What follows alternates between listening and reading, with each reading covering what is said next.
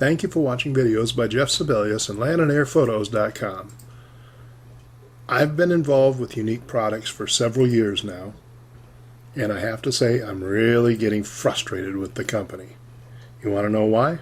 Watch this episode to find out.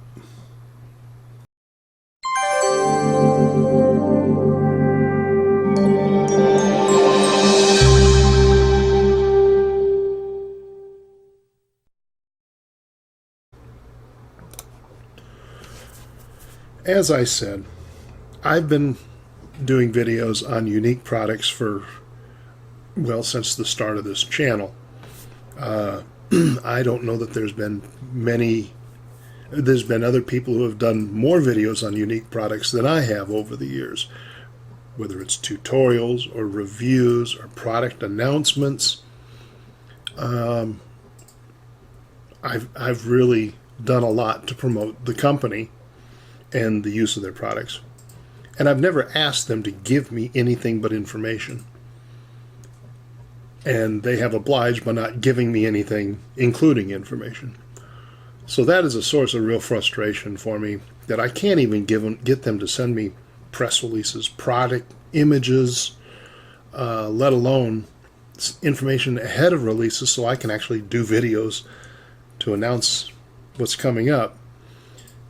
They have steadfastly refused to do that. So that's always been a real source of frustration for me. But things have kind of made me even more frustrated in recent weeks, months, when I ordered a Typhoon H+. Now, if you're familiar with the Typhoon H+, you know that this is not an inexpensive drone. I did not ask Yuneec to give me one, and they certainly made no offer to do so. This was paid for out of my own pocket. And on March 21st, I ordered the Typhoon H. I didn't get it until April 26th because it was on back order. It wasn't in stock at Yuneec.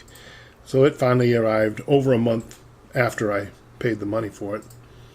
And I did 2 test flights with it. And the first time I really didn't notice anything significant that was wrong. But the second time I flew it, I noticed a pretty significant problem with the obstacle avoidance. And that is that as soon as you turn on obstacle avoidance, it basically shut down the right stick for any motion other than pulling it backwards. Watch this and see what I'm talking about. Okay, so you can see, let me put it down, make sure it's in the picture here. That drone is 85 feet away and 23 foot up.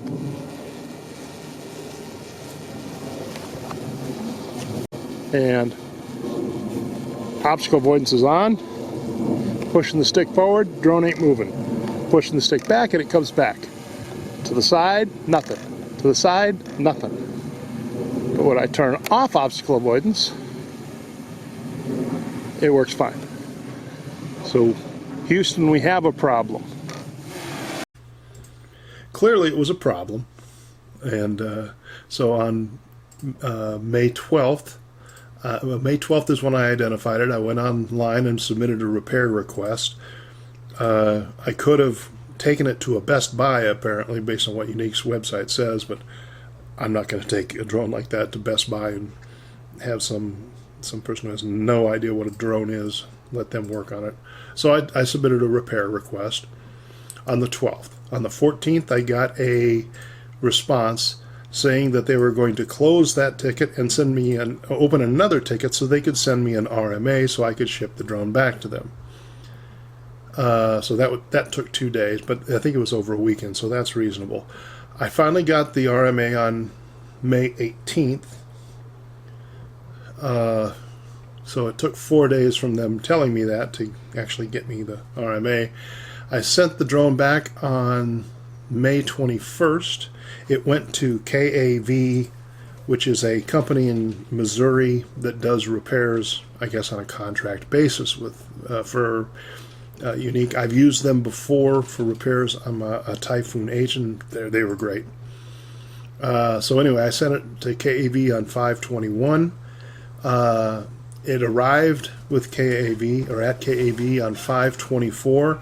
I got no notice of that. I didn't find that out until later, but that's when it was supposed to arrive, and it did arrive then.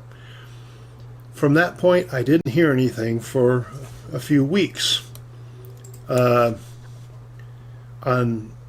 June 5th, I finally got tired of waiting, and I called KAV and spoke to a nice young lady who was very helpful. She told me that it would be 10 more business days before they got my drone repaired. Well, counting business days up from there, that would have been June 19th. June 19th rolls around, no word, nothing from anyone saying the status on my drone. I finally waited. I waited for a little while. I finally got tired of waiting again, and on June 24th, I called KAV again. They said that they were waiting on a part that Yuneec had not given them the parts they needed, and they were at Yuneec's mercy until Yuneec happened to get the products or the parts shipped to them. They had no idea how long it was going to take to fix the damn drone.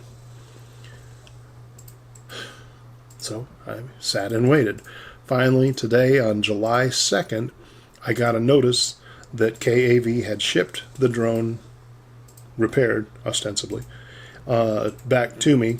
And on a good thing for them, they actually sent it fast enough so that I should have it tomorrow, based on what UPS just sent to me. So, from 5/21 to 7/2, from May 21st to July 2nd or 3rd to get my drone back. That's not very good. And it's not the first time that KAV has had to hold a drone of mine because parts were simply not available from Yuneec. Last year before, I sent a drone into KAV and they repaired it, and it sat for probably a month or more waiting for parts from Yuneec. And they couldn't do the repairs that they were contracted to do because of it. I'm not frustrated with KAV. I think that these folks are good people. I've been happy with their work. They're when you call them, they actually answer their phone, and they're happy to try and help you out. So I don't have any beef with KAV. But this crap about not having parts on hand to repair the products that they're selling. They shipped me a defective drone in the first place. It happens. I get that. But after I waited for a month, I take it out, I fly it, and it's defective. I send it back, and I end up waiting over a month to get it repaired. So it's been March 21st, and now it'll be here July 3rd before I get to use the product that I spent all that money on, and it frustrates the hell out of me. I plan to do tutorials on the Typhoon H, a product review on the Typhoon H Plus. I plan to do reviews and tutorials and things like that for the Typhoon H Plus. It looks to be a remarkable aircraft, and I'm excited that I'm at some point going to have it to fly. But I am really getting fed up with Yuneec's about not having parts on hand, not backing up their products with reasonable delivery times for repairs. And I wanted to share these thoughts with you. I just did a review on the Autel customer service experience, and overall I thought, well, they had made some pretty weird decisions in terms of what they required me to do to get it done. They did take care of me, they communicated well with me, and the Evo is flying perfectly. I can't give those same thumbs up to Yuneec, as you can understand based on what I'm talking about here. And Parrot, that's going to be another message like this one, because they've been just the most incoherent and confused company I've ever worked with in terms of trying to get a drone fixed for a defective product that was designed poorly and failed as a result. Anyway, that's where I stand right now. I will be getting the Plus hopefully tomorrow and testing it out. And I'll do another video just to say, hey, it works. The OA actually works. And nothing else is broken. And after that, I look forward to doing some more fun videos for you about the Typhoon H Plus. And I look forward to talking to you again then. So thanks a lot for listening to my rant here. If you have any experiences you'd like to share with Yuneec customer service, good or bad, I want to hear everyone's opinion on it. Please put them in the comments below.